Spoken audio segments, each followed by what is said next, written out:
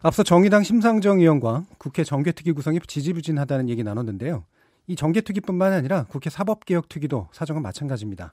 지난 7월에 국회 본회의를 통과한 후에 지금까지 한 차례 회의는커녕 특위 구성조차 안 되고 있는 그런 상황인데요. 뭐가 문제인지 국회 사법개혁특별위원회 위원장 맡고 계신 박영선 의원 만나보도록 하겠습니다.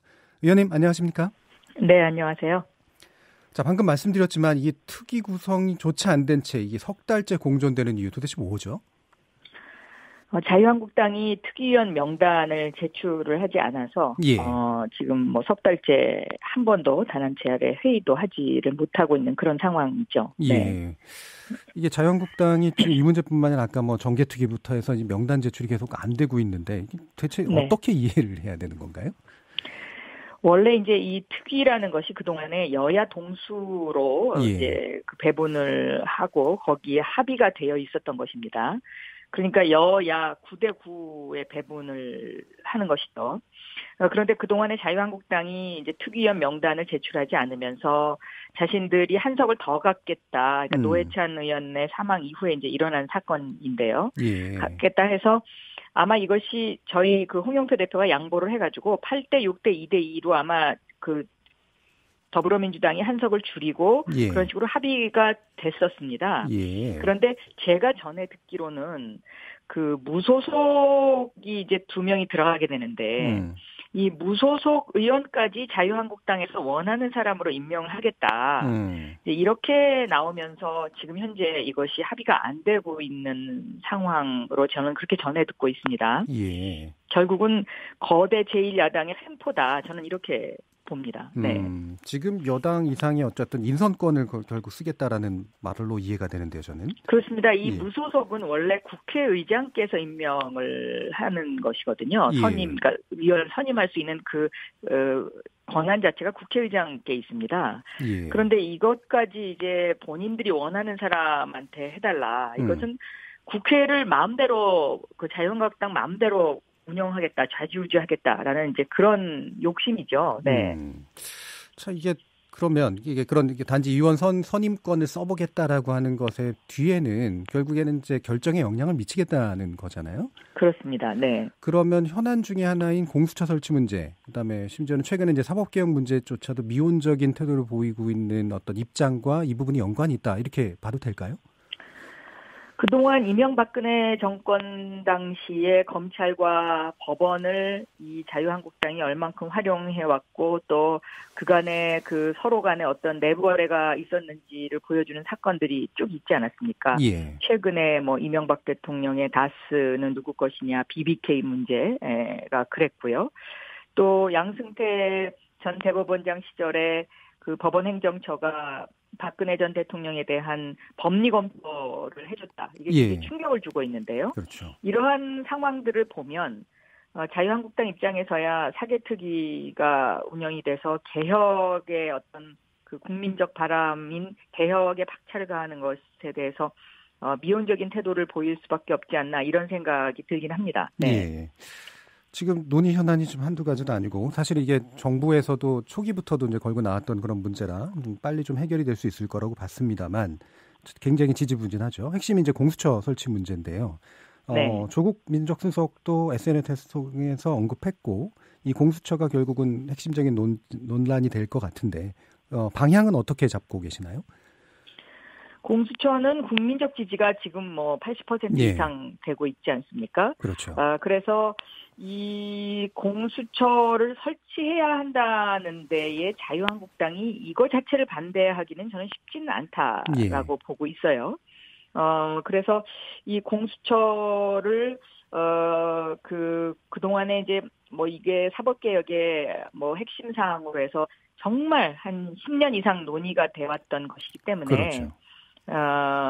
저는 공수처를 설치를 하는데 다만 이제 공수처장의 임명 문제와 관련해서 예를 들면 검찰총장은 대통령이 임명을 한다면 이 공수처는 국회에서 뭐 여야 합의를 통해서 처장을 임명을 한다든가 예. 이제 이런 어떤 방향으로 이것을 개혁을 한다 그러면 저는 충분히 어떤 그 권력의 견제 기능을 충분히 할 수 있다. 이렇게 보고 있습니다. 네. 예. 공수처 자체는 국민적 어떤 지지도 있고 사실은 방향성은 많이 논의되어 왔기 때문에 큰 문제가 아닌데 처장 선임 문제에서는 뭔가 좀 타협이 되거나 해결돼야 될 것들이 좀 있는 것 같은데요. 좀 더 약간 더 들어가 보면 검찰의 기소권과 수사권을 분리한다. 이게 또 이제 한 가지 지금 진행되고 있는 방향인데. 그렇죠. 검경 수사권 그렇죠. 조정의 그것도 이제 있고요. 문제죠. 예. 네. 근데 이제 공수처는 기소권과 수사권을 다 같이 가지면 뭔가 이렇게 논의가 안 맞느냐라는 지적도 일부 있는데 이 부분은 어떻게 생각하시나요? 그 부분도 충분히 저는 논의될 수 있다라고 보고 있습니다. 여러 가지 지금 방안들이 검토가 되고 있습니다. 공수처 안에서 이 수사권과 기소권을 분리할 수 있는 방법도 있을 수 있고요. 또 뭐 그 밖에 다른 논의 사항들도 있기 때문에 그 부분에 있어서는 뭐 저는 충분히 여야가 합의할 수 있는 부분이다라고 보고 있습니다. 네. 예. 지금 이제 공수처가 만약에 만들어지면 기존에 이제 정부에서도 문제가 있었던 분들도 있고 뭐 현 정부 하에서도 뭐 여러 가지 통제해야 될 것들이 있긴 있겠습니다만 특히 한국당 같은 경우에는 이게 정치적 수사기구가 된다 뭐 그렇게 볼 수도 있긴 있는데 그거를 예방할 수 있는 그런 방안이랄까요? 이런 부분은 어떤 게 있을까요? 본인들이 그동안의 권력을 그런 식으로 악용을 해왔기 때문에 저는 그런 걱정을 하는 건 아닌가. 저는 그런 생각도 때때로 합니다. 그런데 그런 우려를 한다는 것 자체가 저는 굉장히 뭐 보고 놀란 가슴 뭐 보고 놀란다고요. 저는 좀 그 부분에 있어서는 여야가 함께 논의를 해야 될 부분이지 그것이 자유한국당에만 해당되는 일이다? 저는 그렇게 생각하진 않습니다. 네. 그렇죠. 외려 그렇게 생각하면 더 스스로가 뭔가 이렇게 구린 구석이 있다 이런 오해도 충분히 받을 수 있을 것 같은데요. 그렇죠? 네. 자, 그러면 약간 이제 다른 문제로 넘어가서 아까 이제 의원님께서도 일부 언급해 주셨는데 박근혜 정부 시절에 양승태 전 대법원장 시절 또 법원행정처의 법리검토 문건 작성 사실 등 보며 법원 개혁도 피할 수 없는 사법 개혁의 중요한 과제다라고 이제 SNS에 쓰셨잖아요. 네. 자, 이게 지금 뭐 진행이 되고 있는 뭐를 보면 뭐 사법농단 관련 압수수색 영장이 90% 이상 기각되는 문제라든가 이게 누가 보더라도 뻔히 뭔가 사법부에 문제가 있다라고 보여지는 일들이 나오고 있는데 최근에 이 법원 태도 어떻게 보고 계세요? 최근에 법원 개혁과 관련해서는 이것이 정말 중요한 일임에도 불구하고 굉장히 지금 지지부진한 상태입니다. 그런데 최근 이명박 전 대통령의 판결에서도 보면은요, 이 직권남용죄와 관련해서 무죄가 났어요.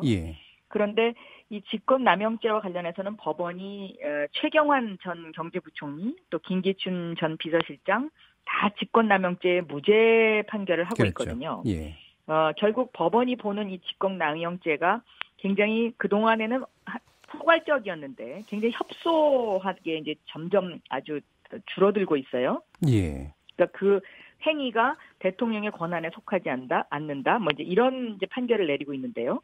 이거는 국민의 어떤 상식에 입각해서 봤을 때는 굉장히 차이가 많이 나는 판결입니다. 국민들은 이명박 전 대통령이 대통령의 권한을 활용해서 자신의 개인 BBK와 관련된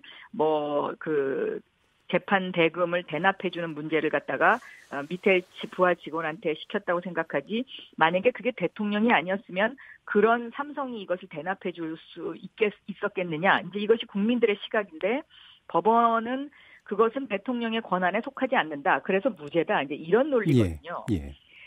이러한 논리들은 국민들이 받아들이기 전 참 힘들다라고 생각하는데 그러면 법원이 왜 그럼 계속해서 이런 직권남용과 관련한 무죄 판결을 내느냐. 그것은 앞으로 있을 이런 어떤 양승태 전 대법원장 시절의 사법농단 문제와 관련해서 직권남용 부분에 대한 부분을 조직 보호를 위해서 사전 포석을 하는 것 아닌가 이제 이런 의심의 눈초리까지 지금 생기고 있을 정도니까요.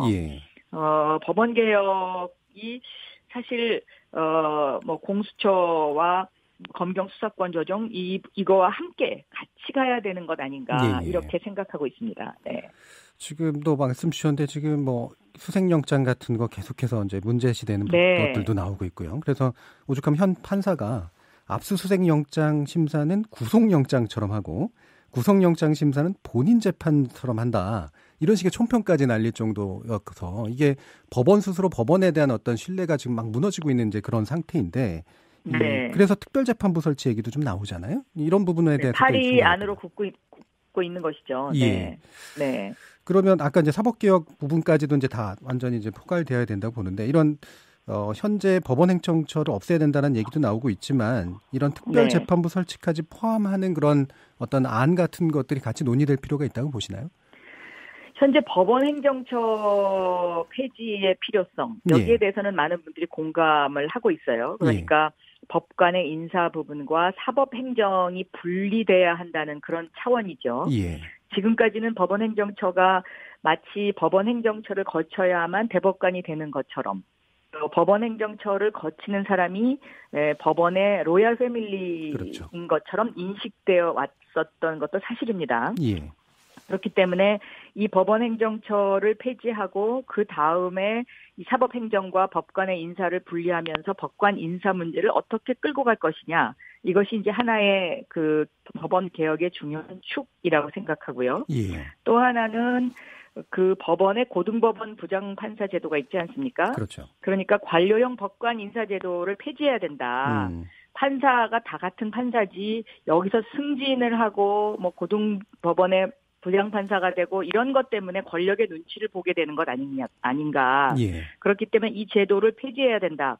뭐 이러한 지금 그 논의도 굉장히 강하게 힘을 받고 있습니다. 그리고 지금 지적하셨던 어떤 그 특별재판부 문제 이런 것들은 개혁의 대상인데 특별재판부와 관련해서는 아직까지는 그렇게 커다랗게 여론이 형성되어 있는 상황은 아닌 것으로 제가 그렇게 알고 있습니다. 약간은 아이디어 수준인 것 같은데 결과적으로 보면 애초 출발은 그러진 않았지만 결국엔 입법부가 이 법원 수술의 개혁을 그냥 지켜볼 수 없는 국민 여론의 관점에서 봐서 뭔가 이렇게 제도적 대안을 마련해야 된다라는 그런 논의로 이제 번지고 있는 쪽인데 이 부분에 대한 기본적인 어떤 입장 같은 게 있으신가요? 법원이 스스로 자정하지 못하고 개혁의 어떤 그 지지부진함을 계속 보이면 사개 특위에서 법원 개혁의 어떤 그 하나의 그 동력을 마련해야 되는 것 아닌가 하는 그런 주문들이 지금 상당히 있습니다. 그러면 그 상황에 따라서 아마 사개특위가 이 부분을 여론 추이와 함께 좀 같이 봐야 될 것 같은데 아까 나온 얘기 중에 한 가지만 더 쟁점 논의를 해보면 검경 수사권 조정 문제는 사실 꽤 오래권 전에 논의돼서 뭐 쟁점은 남아있지만 논의의 어떤 심도는 이미 확보되어 있는 것 같은데 이거는 특위 구성만 잘 진행이 되면 처리가 원활할 수 있는 건가요? 아니면 아직도 논의가 남아있나요? 이 검경 수사권 조정 문제는 사실 법무부 장관과 그 행자부 장관이 합의를 했다는 원칙에 합의를 했다는 굉장히 중요한 상황이죠. 그런데 그 원칙에 합의하고 이제 그 디테일한 부분을 어떻게 조정할 것인가가 사법개혁 특위의 과제입니다. 이 검경 수사권 조정 문제는 제가 그 과거에 법사위 있을 때 경찰은 검사의 명령에 복종하여야 한다. 이 법조문이 과연 그 일제시대 때부터 내려왔던 법조문이 21세기에 과연 타당한 것이냐라는 이제 이 의문제기에서 이 법조문을 없애면서 시작이 됐는데요.